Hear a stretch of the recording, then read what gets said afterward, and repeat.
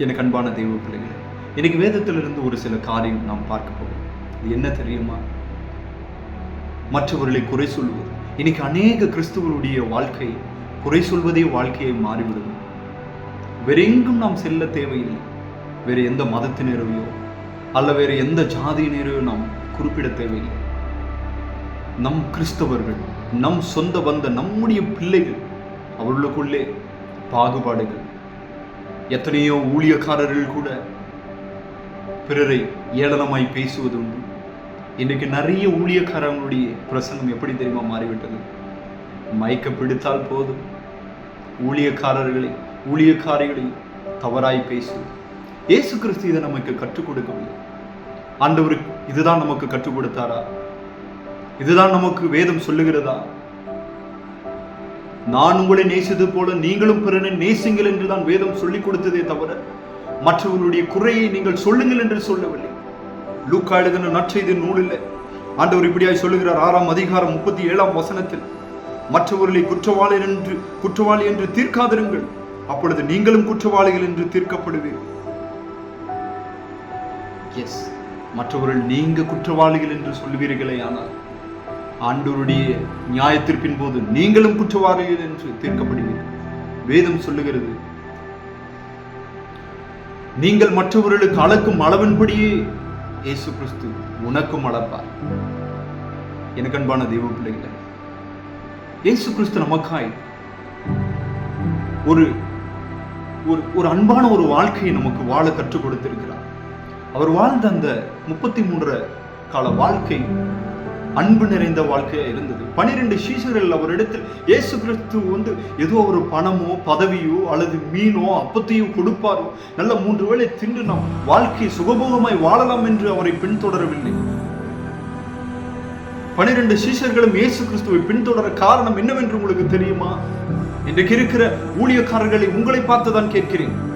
இன்றைக்கு இருக்கிற ஊழியக்கார பிள்ளைகளை உங்களை பார்த்துதான் கேட்கிறேன். விசுவாசிகளை உங்களை பார்த்துதான் கேட்கிறேன்.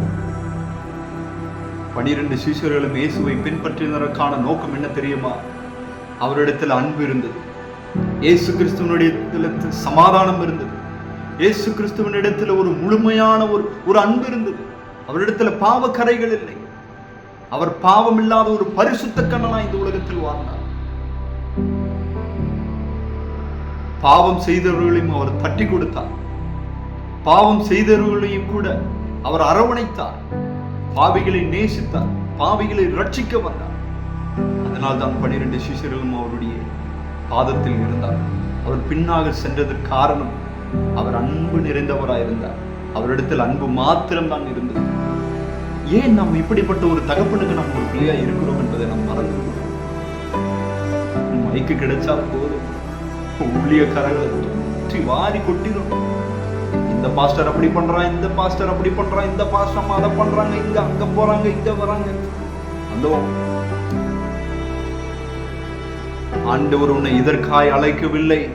நீ மற்றவனை குறை சொல்ல வேண்டும், மற்றவர்களை குறை சொல்ல வேண்டும் என்று ஆண்டவர் இந்த ஊழியத்தை, இப்படிப்பட்ட மகத்தான ஊழியத்தை அவர் உன்னுடைய கரத்தில் கொடுக்கவில்லை.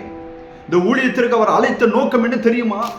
உன்னையும் என்னையும் இந்த ஊழியத்திற்கு அழைத்த நோக்கம் ஆண்டவர் சொல்லுகிறார் வேதத்தில், அறுவடையோ மிகுதி ஆட்களோ குறைவென்றுகிறார்.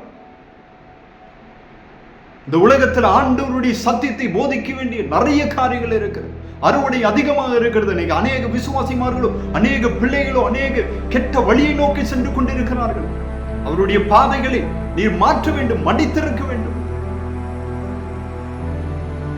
தவறான பாதையில் செல்லுகிற ஒவ்வொரு பிள்ளைகளையும் திசை மாற்றி அவருடைய வழிக்கு நேராய் கொண்டு செல்ல வேண்டும். அதுதான் உங்களுடைய வேலையை தவிர வேறொன்றும் கிடையாது. மற்றவர்களை குறை சொல்வது உங்களுடைய ஊழியம் கிடையாது. நிறுத்திக் கொள்ளுங்கள். ஆண்டவருடைய ஆக்கினைக்கு உங்களுடைய வாழ்க்கை இழந்து விடாது. ஆண்டவருடைய ராஜ்யம் வரும் பொழுது ஒவ்வொருவரும் நியாயத்தீர்க்கப்படுவோம். ஊழியக்காரர்களை உங்களுக்கு தான் மறுபடியும் சொல்லுகிறேன். ஆண்டவர் சொல்லுகிறார், அதே வேதத்தில் நீங்கள் பார்க்கும் பொழுது 41ஆம் வசனம் சொல்லுகிறது, நீ உன் கண்ணில் இருக்கிற உத்திரத்தை எடுத்து போடு, பிறகு மற்றவர்களை நீ பார். உன்னுடைய வாழ்க்கையில் இருக்கிற நிறை குறைகளை பார். நீ யார்? நீ உத்தமனா இருக்குமே ஆனால் மற்றவர்களை குறை சொல். இயேசு கிறிஸ்துவும் உத்தமனா இந்த உலகத்தில் வாழ்ந்தார். ஆனால் அவர் மற்றவர்களை குறை சொல்லுகிற ஒரு மனிதராய் அவர் வாழவில்லை. புதிய ஏற்பாட்டு புஸ்தகத்தில் அவர் பிறப்பிலிருந்து கடைசி சிலுவை மரணம் வரைக்கும் அவர் ஒருவனையும் குற்றவாளி என்றோ பாவி என்றோ இவள் பாவி என்றோ அவர் சொல்லவே இல்லை. வேசி என்று கூட அவர் மத்தியில கொண்டு வந்த மனிதர்களை எல்லாம் இயேசு கிறிஸ்து பார்த்து சொன்னார், முதலாவது உங்களில் உத்தமனாய் இருந்தால் முதற்கல்லை எடுத்து அவளை அடியுங்கள் என்று சொன்ன தேவன். அவர் தவறான பாதையில் நடந்த ஸ்திரியை கூட நியாயப்படுத்தி அந்த இடத்துல அவளுக்கு ஒரு பரிசுத்த வாழ்க்கை கொடுத்ததே. அப்படிப்பட்ட தேவனுக்கு பிள்ளைகளா இருக்கிற நீங்களும் நானும் அவருடைய வழியை பின்பற்ற வேண்டும்.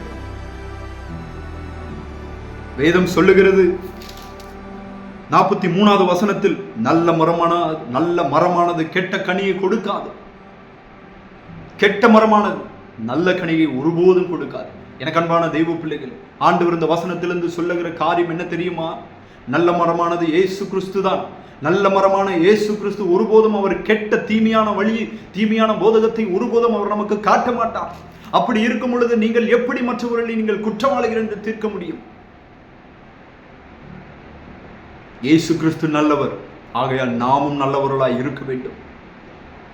மற்றவர்களை முதலாவது நீங்கள் குற்றவாளிகளிலிருந்து தீர்க்கிறதை நிறுத்துங்கள். பிற்பாடு நீங்கள் உங்களுடைய ஆலயங்களிலே சென்று உங்களுடைய விசுவாசிமார்களுக்கு உங்களுடைய போதகத்தை சொல்லுங்க. உங்களை நீங்க சீர்படுத்துங்க.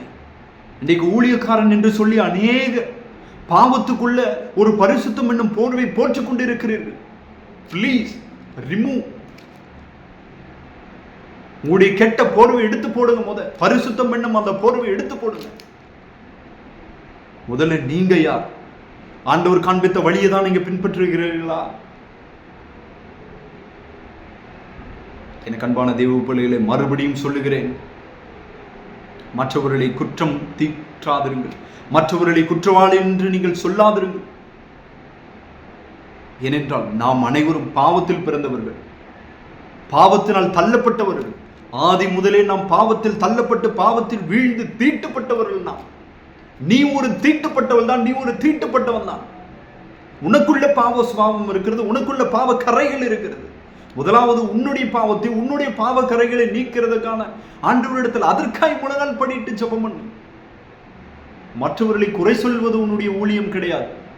பரிசுத்த வேதத்தை, இந்த பரிசுத்த வேதத்தை மற்றவர்களுக்கு போதிப்பதுதான் உன்னுடைய வேலை. எனக்கு அன்பான தெய்வ பிள்ளைகளே, உணர்ந்து உங்களுடைய வாழ்க்கையை சீர்படுத்துங்கள். கர்த்தர் தாமே உங்களை ஆசீர்வதிப்பார். ஆமென், ஆமென்.